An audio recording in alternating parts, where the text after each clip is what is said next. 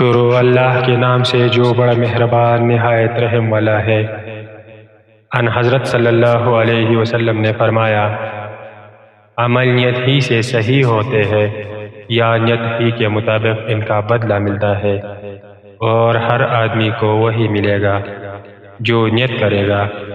پس جو کوئی اللہ اور اس کے رسول صلی اللہ علیہ وسلم کی رضا کے لیے ہجرت کرے، اس کی ہجرت اللہ اور اس کے رسول صلی اللہ علیہ وسلم کی طرف ہوگی۔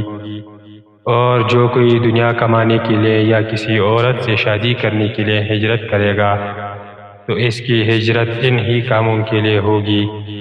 صحیح بخاری حدیث نمبر 54۔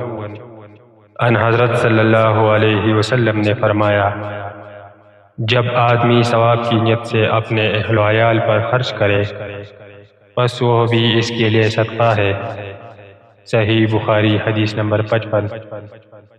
ان حضرت صلی اللہ علیہ وسلم نے فرمایا، بے شک تو کچھ خرچ کرے اور اس سے تیری نیت اللہ کی رضا حاصل کرنی ہو تو تجھ کو اس کا ثواب ملے گا، یہاں تک کہ اس پر بھی جو تو اپنی بیوی کے منہ میں ڈالے۔ صحیح بخاری حدیث نمبر 56۔ جریر بن عبداللہ رضی اللہ تعالیٰ عنہ نے کہا کہ ان حضرت صلی اللہ علیہ وسلم سے میں نے نماز قائم کرنے اور زکوٰۃ ادا کرنے اور ہر مسلمان کی خیرخواہی کرنے پر بیعت کی۔ صحیح بخاری حدیث نمبر 57۔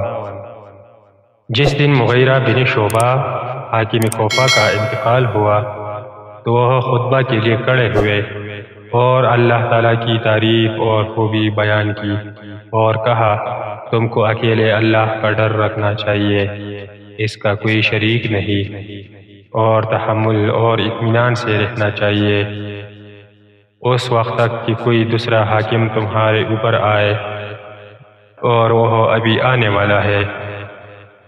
پھر فرمایا کہ اپنے مرنے والے حاکم کے لیے دعائے مغفرت کرو، کیونکہ وہ مغیرہ فی معافی کو پسند کرتا تھا۔